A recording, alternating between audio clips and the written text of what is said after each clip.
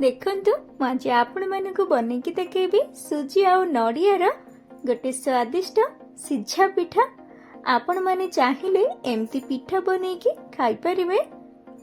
नमस्कार मित्राब्दी किचन को आपण मानक बहुत बहुत स्वागत। आपण माने प्रथम रु शेष पर्यंत संपूर्ण भाव भिडियोटी को देखंतु। आ जदि आपण मानक भिडियोटी भल लगे ताहले लाइक शेयर आउ सब्सक्राइब कर दियंतु।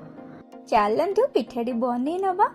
देखंतु गोटे पात्र रे 1.5 कप सुजी दे दोची।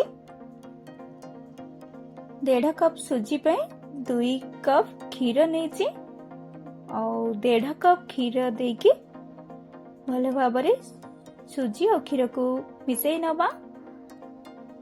क्षीर पूरा गरम थिबो ही तेबे देखंतु 1.5 कप क्षीर देकी मु भल भाबरे मिसई नउची और 15 मिनट सुजी को फुलिबा पई गोटे प्लेट ढांकी के एमती छाड़ी दबा। 15 मिनट हे गला परे प्लेट बाहर करनवा और देखंतु सुजीटा केते बढ़िया फुली जाईची। परे एमती घांटी दबा।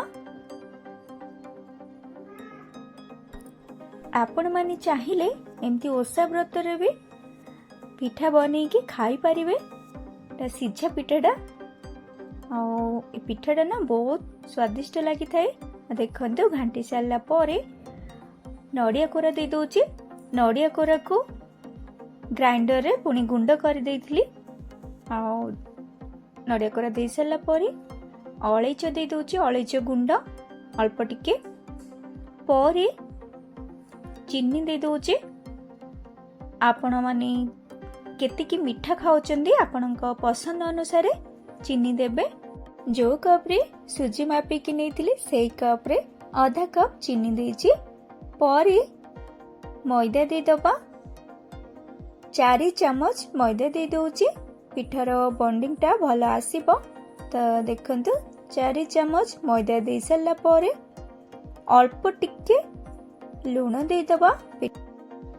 परे सबको भल भावरे चामच साहाय्य एमती मिसई नबा। आपण मानक जदि भिडियोटी भल लगे ताहले लाइक शेयर और सब्सक्राइब कर दियंतु। और देखंतु मिसई नउची। आगरो बाकी आ जहा क्षीर रखिथिली देकी अल्प अल्प एमती मिसई नबा। 1.5 कप क्षीर दे देथिली आउ अधा रखिथिली 2 कप क्षीर रो। तो एमती अल्प अल्प देकी सबको भल भाव मिसई नेली। आपण माने चाहिए एमती पिठा बनेकी घर थरे खातु। बहुत बढ़िया लागिबो टेस्टी पूरा और बहुत नरम पिठाटी बनी थाए। और देखंतु सबको भल भाव मिसई नेला परे इनो दे दोची। परे इनो ऊपर गोटे चामच पानी दे दोची ताहले इनोटा भल एक्टिव करिबो। और देखंतु संगे संगे एमती घांटी नउची। आपण माने सब पूरा रेडी कर साला परे ही शेष रे देबे इनो को।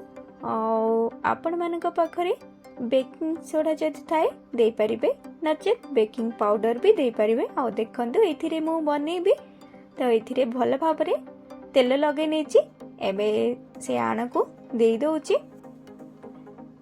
आपण मानक पाखरे जदि केक टिन रही थाए ताहले आपण माने केक टिन रे भी बने परिबे। आ देखंतु गैस ऑन करके मु आगरु पानी बसे देथिली। एथिरे पिठा को सिझेबा।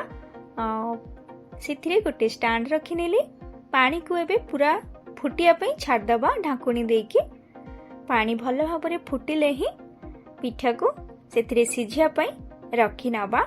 और देखंतु ढाकुणी बाहर करनेली पानी भल भाबरे टकमक ही फुटी जाइची। तो एबे रखी नबा पिठा को भल भाबरे सिझिया पई 40 मिनिट छाड़ दबा। पिठा सिझेला समय रे गैस रो जल मीडियम रखिबे। और देखंतु 40 मिनट हे गला परे मेठी ढाकुणी बाहर करके देखिबी पिठाटी केमती सिझिची। और देखंतु चाकू लगे कि देखुची चाकू रे जम्मारू भी लागिनी। तो ताहले आपण माने जानी परिबे जे पिठाटा भल भाबरे सिझी जाइची। गैस जाल को बंद करनेली और पिठा को बाहर करके नहीं आसी बाहर को देखंतु पिठाटा भल भाव ठंडा हैला परे ही पिठा को बाहर करिवे एमती गरम थिबा अवस्था रे बाहर करिवेनी आ देखंतु भल भाव ठंडा हो जायछि एबे पिठार चारि साइड एमती चाकुरे टिके बाहर करनवा परे पिठा को प्लेट को बाहर करनवा और देखंतु केते बढ़िया पिठाटी बाहरी गला बहुत सहजरे केते बढ़िया देखा जाउछि पिठाटी देखंतु वीडियोटी आपण मानकु केमती लागिला कमेंट करके निश्चय जणेबे तो देखंतु एबे पिठा को काटी नवा आ आपण माने देखि पारुथिबे पिठाटी केते नरम हेजी पूरा केक परी देखा जाउछि मु आपण मानकु भांगी की देखेबी पिठाटी देखंतु केते बढ़िया हेजी आपण माने चाहिले एमती बने की घरे खाई परिबे आपण माने प्रथम रु शेष पर्यंत वीडियोटी को देखिथिबारु आपण मानकु बहुत बहुत धन्यवाद जदि आपण मानकु वीडियोटी भल लागि थाए ताहाले लाइक शेयर और सब्सक्राइब कर दियंतु।